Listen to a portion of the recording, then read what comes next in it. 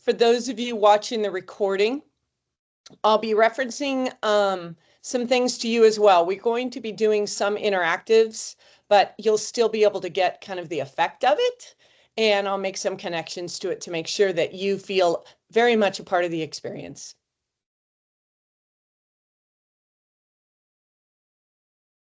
And I think we'll go ahead and get started. As it's 12:30, want to respect your time. Welcome to Full Steam Ahead. We're really going to be discussing how to launch some step-by-step ideas for how to launch a STEAM program at your district. I want to introduce myself first. My name is Denise Phillips, and I am a solution architect with LEGO Education.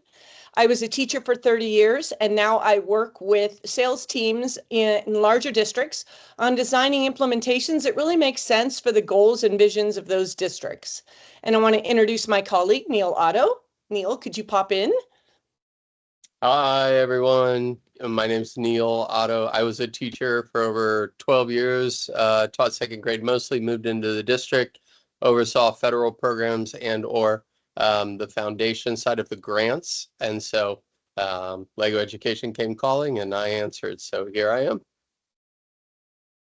Well, perfect. So I want to start with just to give you a roadmap of our time together today. We're really going to be structuring this around a document that you'll be receiving after the webinar. It's a document called Full Steam Ahead, and it's a quick start guide to implementing a STEAM program at your school. And we're going to be kind of doing a bird's eye view of this document, and you'll be able to get in a little more deeply when the document is sent, but it has a lot of helpful ideas and some resources that you can use. But we're basically going to be starting on kind of with the why STEAM, why now, getting started with STEAM, and then identifying what is the right fit for your STEAM program, looking at some specific steps. Neil's going to be sharing some information about how you can possibly find funding for your STEAM journey. And we're also going to be kind of looking at a district spotlight of one that's in the middle of implementing a STEAM program right now.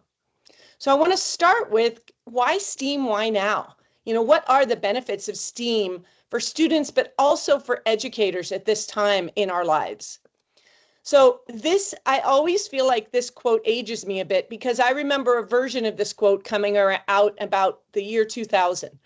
But what's happening is we're still in a situation where we are needing to prepare students for jobs that have not been created or haven't even been anticipated. And so to do that, we need to prepare them with a set of foundational skills and traits that allow them to be successful with whatever endeavor they choose to enter. So I'd like to kind of tap into you guys a little bit. If you're in the session, this is one of those times where the recording, those watching the recording, unfortunately aren't going to get to participate. But for those that are here, I'd like you to participate in a little poll. In just a second, I'm going to start a poll. And when I start that poll, it's going to ask you to list traits or skills you think students need to be successful in this ever-changing world. And the way the poll works is enter one trait and then wait a second, and then you can enter another one. And as you're seeing these populate into a word cloud, if you find a trait and you're like, oh, I should have said that one, you go ahead and enter it again. So I'm going to launch the poll. And I would love you all to take part in our little experiment, our word cloud experiment.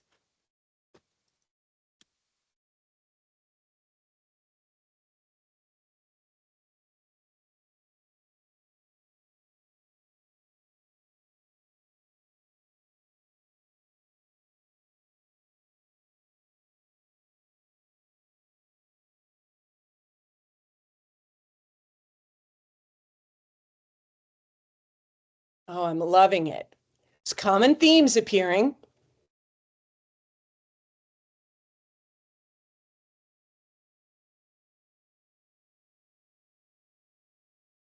I love it. Keep entering, keep going. If you see one you like, double up on it. And somehow I don't in anywhere in there see being able to do 100 multiplication problems in 3 minutes or being able to diagram a sentence. It's not that those skills aren't necessary or important or part of the overall learning, But what you guys are putting in there is exactly what the data is showing us. And you're going to see that when we start sharing that data. So rock on. I'll give about 20 more seconds to add some more ideas.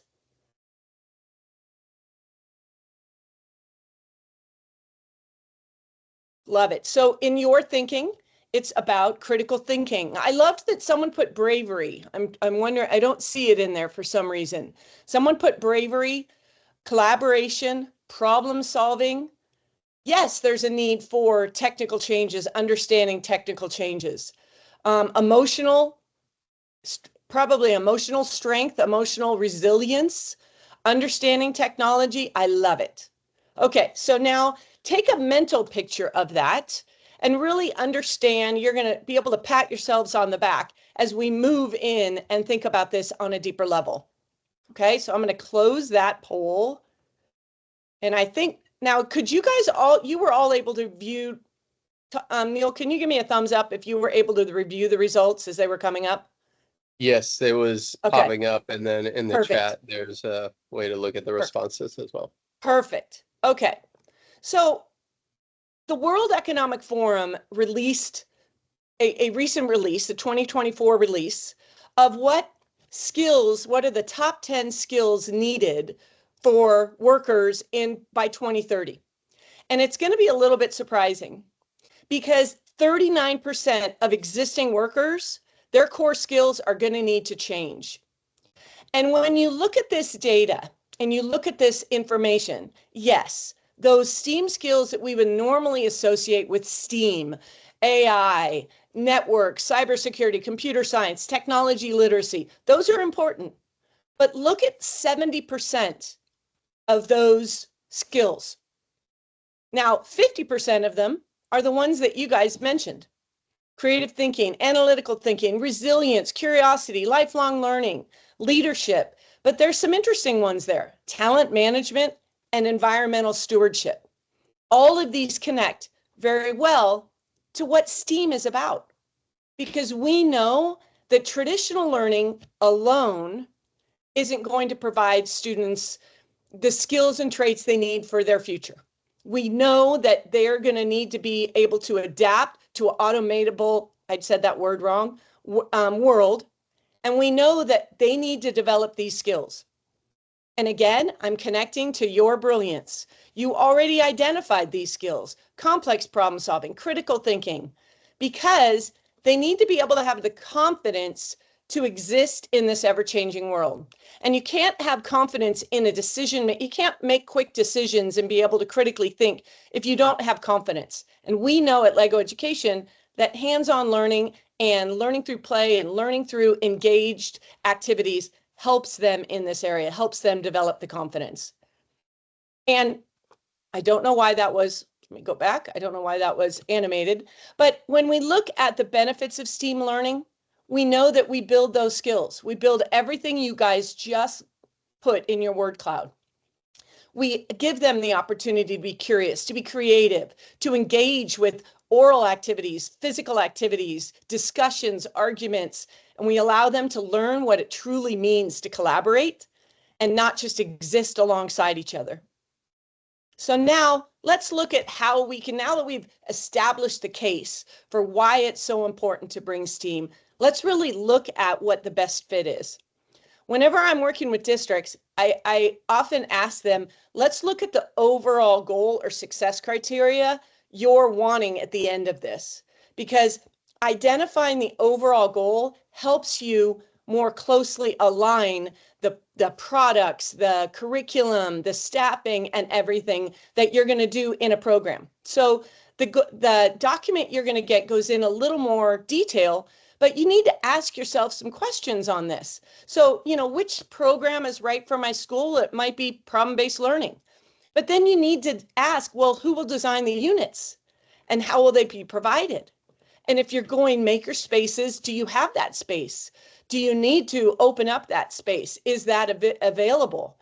If you're working on interdisciplinary units, are those people communicating, especially in middle school? Do you have a team that can work together on those?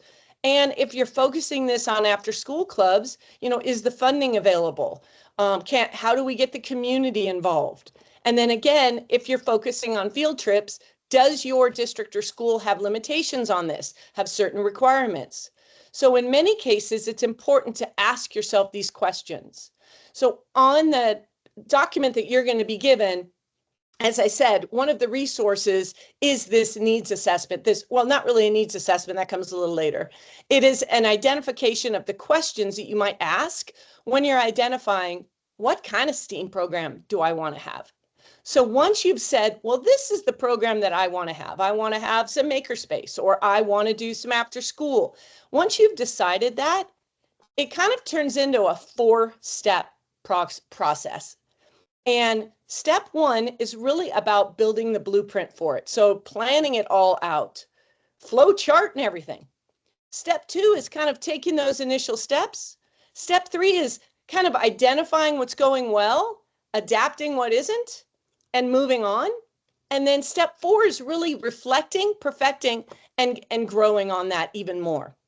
So when we talk about building a blueprint, again, it's focusing on that needs assessment. What is the need that we're trying to address in this program? But once that need is established, that team that connects all the stakeholders around that need to be brought together. And the goals need to be set. Sometimes districts start with a great idea and then work backwards towards the need. And that's always a little more difficult. Start with the end goal in mind, then build towards that. And a lot of the decisions will just naturally fall into place.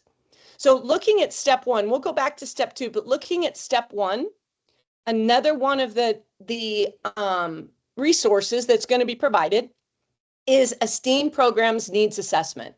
And I would encourage you to fill this out and complete this with that team. I know that before it said complete the needs assessment and then gather the team.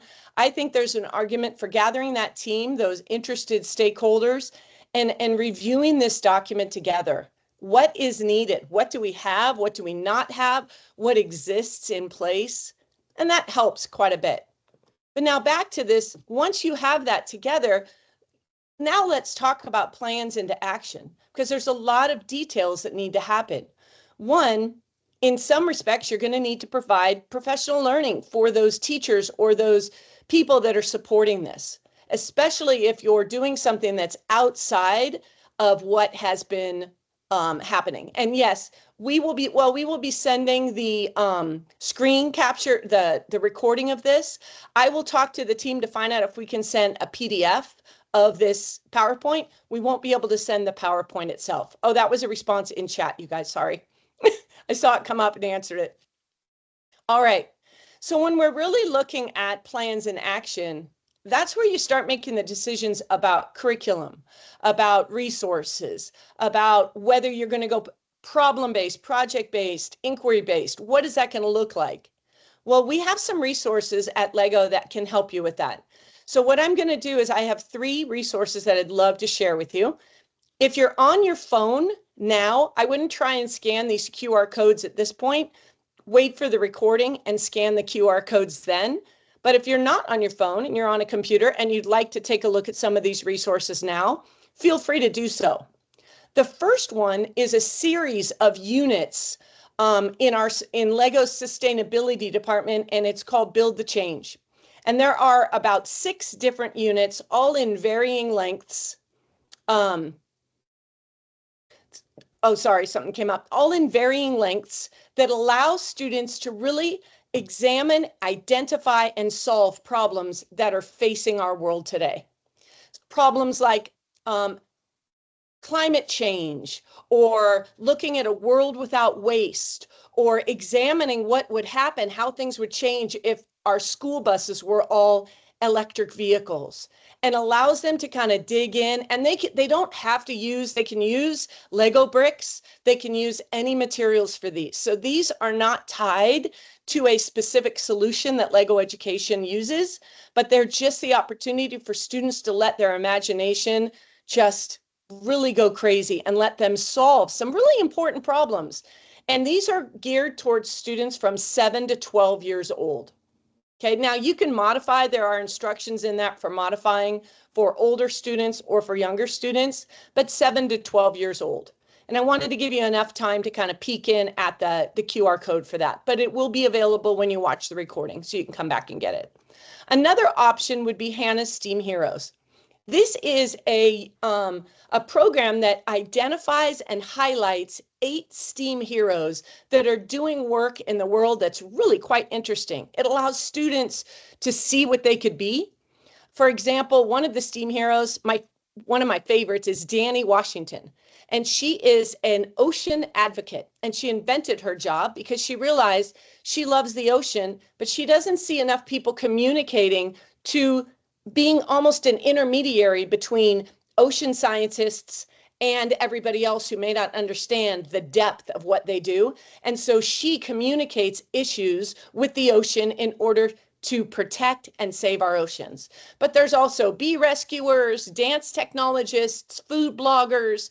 And so it allows students to hear from these people and complete an activity or a challenge that connects to their role.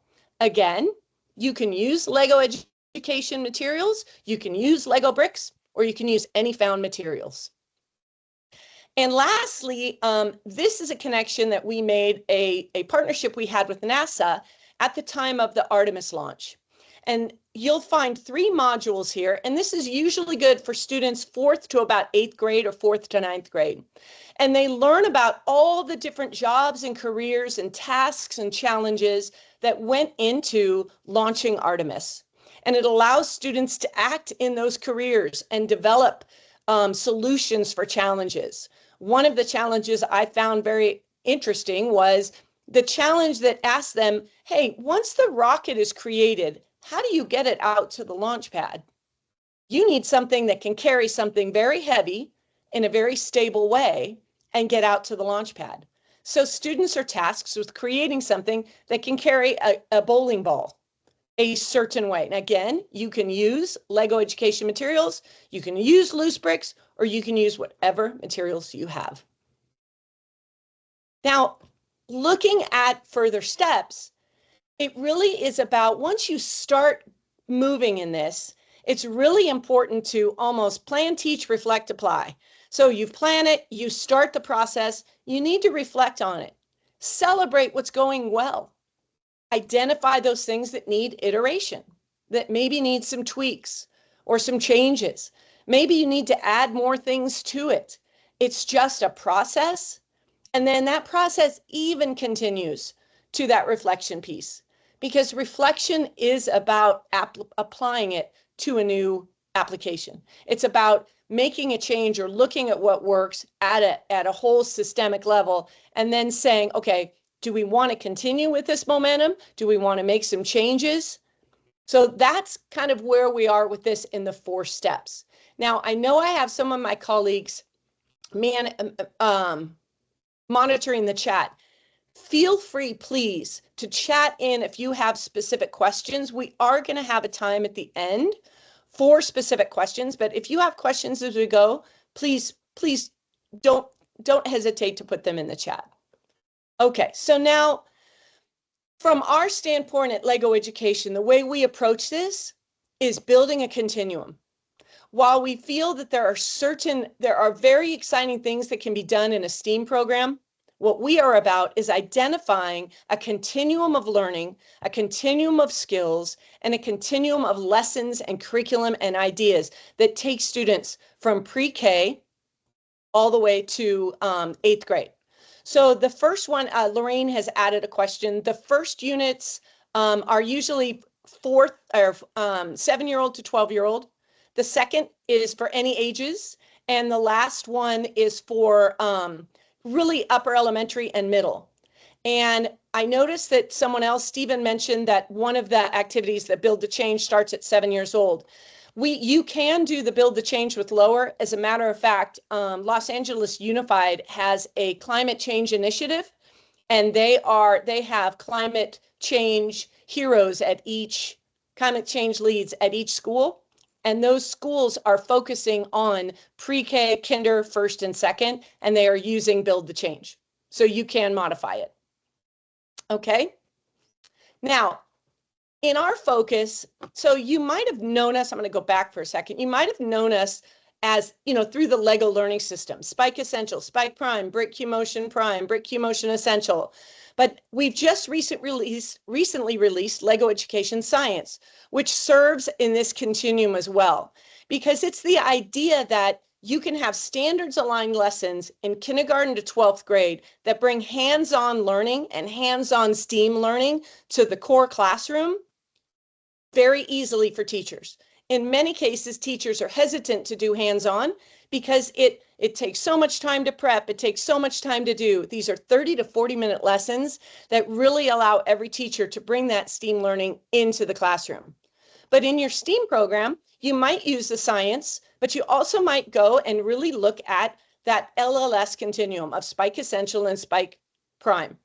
And it really is the idea that we take through the lessons. It's a consistent unit structure all the way through. It looks the same, so the students can build upon what they know. They can attach prior knowledge. They can attach prior knowledge about the coding they learned in preschool versus the coding they learned in elementary and middle school, and even apply that even into Python. That continuum maintains itself all the way through our technology as well. The technology increases as the sophistication of the students allows it to increase. And so that's a little bit about how we approach creating a STEAM program within a school. And that's some of the conversations that I have. And so at this point, you're probably saying, well, how do I fund this STEAM journey? How do I make this happen? I have these great ideas, but how do I make that happen? Well, now I have my expert in crime, Neil Otto here, to discuss that. Thank you, Denise. Obviously, you did such an amazing job. I feel like it might go downhill from here, but that's okay. We're going to work through this. So yeah, if you want to go to the next slide. So just as a caveat real quick, I know that we have some of our international friends here. This funding conversation would be about specific to the US audience. Now, you are more than welcome to take this and try to find equal things in your country of origin, but this would be mostly focused on United States funding, K through 12 education, but United States. So obviously we know funding is important, and especially with the current conversations, we're not going to get into that, but funding does open doors, right? And those possibilities. And so we've seen it. We see it all the time with our accounts and how they come to us looking to make an impact, just like what Denise shared on how they want to make the impact, but the funding is always a question. So what we try to do is we align them at the federal, state, and local level. We do not provide funding directly, but we can help point you to funding that you probably already qualify and you may not know about. So Denise, next slide. So the first one that we're going to talk about is federal funds. Federal funds from the US. Now, these are, no matter what you've heard in the news, federal funds are forward funded. So they are currently available for the current school year, 24-25. They are still in the bank accounts for the districts. And so they are able to be spent. So I know that there might be some confusion around that, but depending upon who you are or what role you play at the district depends on whether you would be able to apply for these or not. And I'll get into that in a minute, but I wanted to talk about the specific areas of federal funding. Now, obviously, Title I is one of our biggest buckets. It's based off of financial need, and it is a supplemental fund to those schools. So, we have districts come to us all the time, say we don't have funding, we're Title I. Well, actually, Title I gets more funding than traditional schools. And so there is funding there. You do need to talk with your school leader about that, but it does align and helps to raise that bar on equity for all students, and especially underserved or under-resourced students.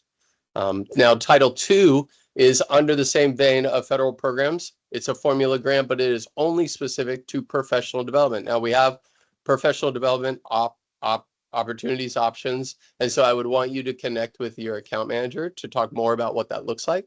But we do align with Title II under that. And then Title III, the way that we connect with Title III, which is for English language learners, We obviously connect under the family and community engagement piece there. So bringing in either family members to learn about topics that you're learning in the classroom, to engage in that, or community members as well. We've seen success there, and we've seen funding at those levels there. One of our biggest areas that we align with is obviously Title IV Part A. Title IV Part A is for new or expanding initiatives in a district and well-rounded education. And that kind of is an umbrella bucket that encapsulates a lot. You can try new things in this funding area. And so a lot of districts will use funding here to align with new robotics program or a new science initiative in the classroom during the science day that's supplemental to your core science lesson. That's really where we align really well there. We also align with Perkins funding. Perkins is another way to say CTE, career and technical education, when we are thinking about that career path, right? Obviously, it's at the high school level, but we're seeing it more and more at the middle school, and even Perkins is available at 5th grade to start using the funds for 5th grade initiatives. So you're building that pipeline on career development, career planning, and like Denise started the whole conversation about those future careers that we don't even know what they are yet. We need to be starting them now. And obviously our computer science is one of our strengths in that area. And so I would highly recommend that. IDEA, we do align with IDEA. We align not only on the student with disabilities learning and the kinesthetic learning there that can happen with our products, but also on the gifted side of IDEA as well. So there is funding there. And the last bucket, now all those other buckets that I talked about in federal are formula grants, meaning it's a per pupil allocation. You are guaranteed at the district level, you are guaranteed a certain amount of funds, and you just have to write the application to match those funds. This is where it changes. 21st Century CCLC grant is a competitive grant under the federal program. And I saw a comment that somebody's from the YMCA here. This is where 21st Century is before or after school or summer programming, what we call out of school time grant. And this is competitive in nature, meaning districts are not guaranteed this money. Districts have to write an application that shows a need, shows that they can implement well, and shows longevity, right? And they compete against local community nonprofits that do the exact same thing, like YMCA's Boys and Girls Club or other programs like that. So those are the federal funds. Federal funds obviously are the federal government. We have seen and we've helped districts with state initiatives as well. Now, depending upon your state and your governor, depends on what initiatives go into either the state DOE or maybe a different department.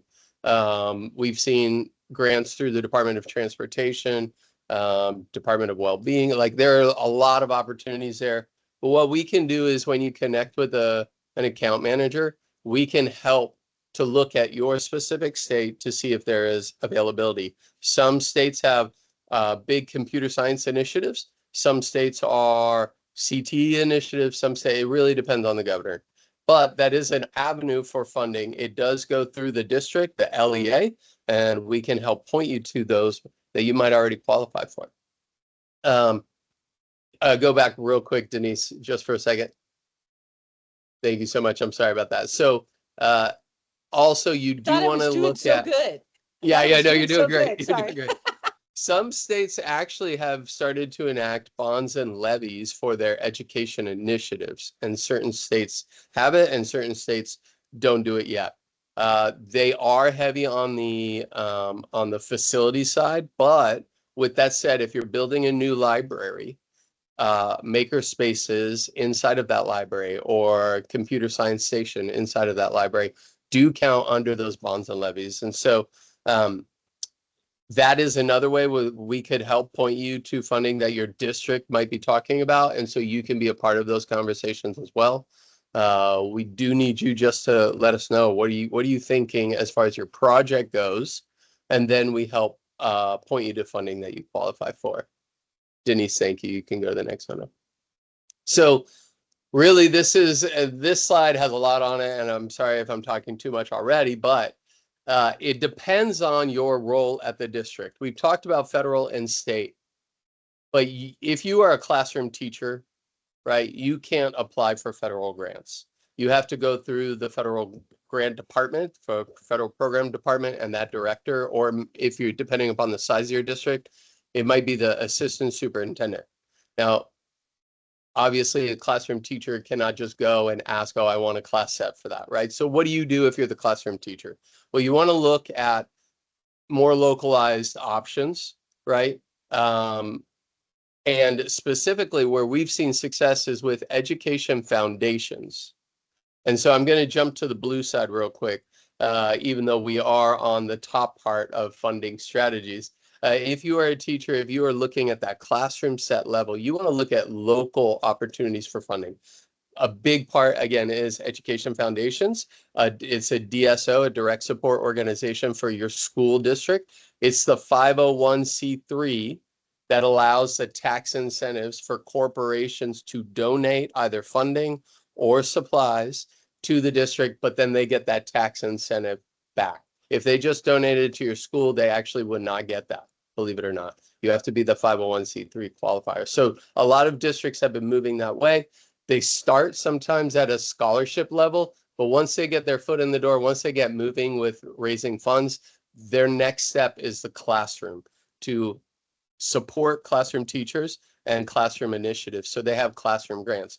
The easiest way to do this, and by the way, when I was a teacher for over 12 years, I had no idea my district had an education foundation until I moved to the district office and I started working with them on projects. The easiest thing to do to find out is just Google your district name and the word education foundation together. And you will find out whether your district has it, the right person to go to, and all of that. Now, obviously, we can help you with that, but it's very easy to do, so I would highly recommend it. If you are a principal or a school leader, you can do the same thing with the Education Foundation, and you have one step ahead where you can tie in your partnerships, your corporate partnerships, businesses around your school. Obviously, there are some incentives, not just for the tax incentives, but advertising incentives that you can work with them on. If they donate XYZ amount, they can get whatever. You want to go through your education foundation to make sure that you're following all district level guidelines on that. But that is something that I would do if I were you.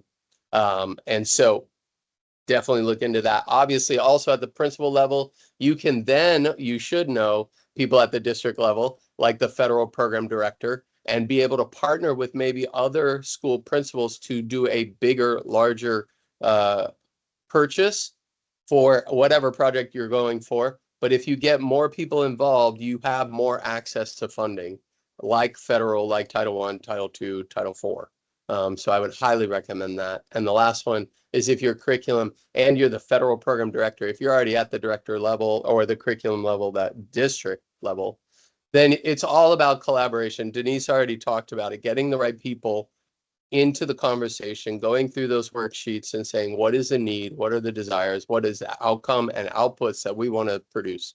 And then that will help you, especially when you finalize that picture.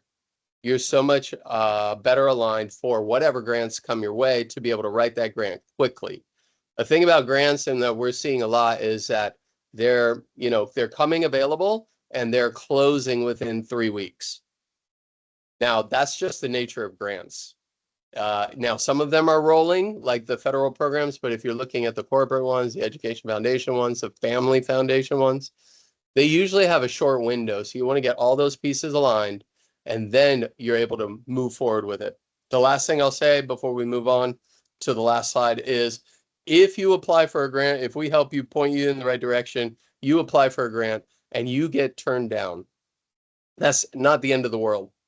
Okay. Number one, you can reuse that grant application. Obviously, you want to tweak it for whatever was missing so that for next time when that grant application opens, you can use it again, or you can duplicate it for another grant that's aligning on the same scope and sequence and project goals.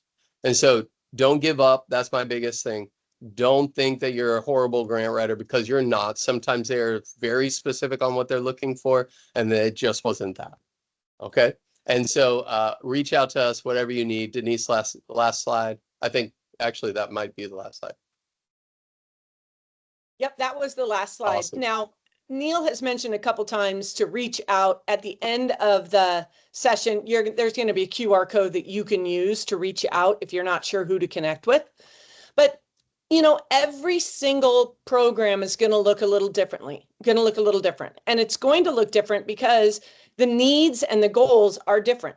But this is an example of one program that is, I would say, at the beginning stages. It started with a proof of concept, and that proof of concept is happening at Creekside Elementary and Alice Al Unified School District. So we're going to jump in and kind of take a look. So Creekside Elementary is one school within, it's a K-6 school, Title I, located in Northern California near Salinas. There are 500 students at the school, 90% Hispanic or Latino, 80% free or reduced lunch, and just under 40% English language learners. Now, that was actually the impetus of the program at the beginning. It is a district-wide initiative, but they're doing it to scale it. And that's why they're really establishing this proof of concept at Creekside Elementary School. But the idea was they wanted hands-on STEAM learning experiences to support their English learners in identifying STEAM skills that they could use to succeed in the future, but also skills they could use to be redesignated in their English learner designation. And so they really wanted STEAM to be part of that. They also wanted to just bring joy and boost engagement both with teachers and students and the community. And their goal is district-wide. So this Will Franzel is actually the principal, and he's an amazing guy. I'm going to give you a second. I do not like reading from PowerPoints, so I'm going to give you a second to read this, and I'm going to kind of highlight what I think is key to connecting to the guide that you are going to be getting at the end.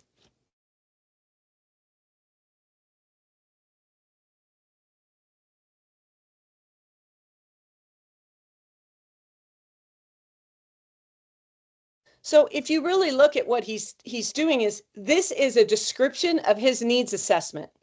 He is looking for a way that's school-wide, that's not about test scores only, but impacts reading and math and engagement and impacts the ability for students to achieve at any level.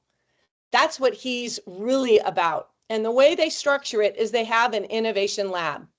So they were able to identify a space on the campus to do this. And in that space, teachers have choices of things they can do. There are choices that, well, they can sign up for 45-minute periods up to 75-minute blocks, because in some cases you want students to experience it, but then be able to iterate and expand on that idea. And so they get to choose from a menu of options, and the teachers go into those labs, and the biggest thing that they've talked with us is about transitioning from being able to present this to transitioning to implementing it with their teachers. The biggest takeaway here is the importance in looking at it holistically, which is similar to what we talked about in our 4 steps. But what they looked at it, they didn't have this guide, and they looked at it in a very similar way. They prioritized that team. They looked at the relationships they had between principals, community, family, students, and teachers. And they really looked at improving systems around the communications in that team. Because a lot of times there's misconceptions around these new initiatives. Who is, why are we doing it? I've already got so much on my plate. How do I do this? By building that strong team, they're able to mitigate some of that. They also identified their North Star. And we're going to think about that for a little bit. They created a profile of a Creekside student. They created the mission and the vision and the core values of this program as it aligns to that of the school. And they really identified a timeline, how is this going to roll out? What are the key moments in this? And one of the things they really did is empower teachers. And one of the things they did is To empower teachers to be able to jump into something like this is empowering them to be risk takers, empowering them to be okay with things that didn't go well, with lessons that didn't go well, with being able to build upon that and iterate. And doing that, they really built empathy. So what I'd like you to do, I want to kind of tie up what we've talked about before is, and you don't have to do this, but in the chat, I would love you to kind of identify what your North Star is for your STEAM program. In a way, it's the main thing we're always going to look at in every single decision we make. So I'm going to give you a second to identify your North Star. And you can put it in the chat or you can just think about it, which is perfectly fine, because I want to make sure we get to the questions. But when you identify that North Star, theirs was really looked at the profile of a Creekside student. If you identify your North Star, you're going to be able to more closely match the program that connects to the North Star. Remember that it's important to identify who your leadership team is. Your leadership team might be a group of principals. It might be a group of students. It might be a combination of community members. It's important for them. Their North Star was that community. So remember that we are going to send, after this, we are going to send a copy of that Getting Started guide. This QR code is a code you can use to reach out for funding questions, questions about some of the programs that we shared, and kind of connections to who might be your next person that you would talk to. And I love that a lot of you have already put some of your questions in, but the meeting is not going to end in 2 minutes and shut down. But I want to make sure we come back and circle back and know that we hit all of these parts of our agenda. But also, I want to give you time for questions. So if you have, and actually I'm going to go back to here. If you have any questions, you are more than welcome to add those in. I love that some people are putting their North Stars in. I love it. I love it. I love it. But if you have questions, we are more than happy to stay on for a little bit, answer those questions in the chat. But if you don't have any questions, that is the end of our session today. And I just want to thank you all very much for joining us.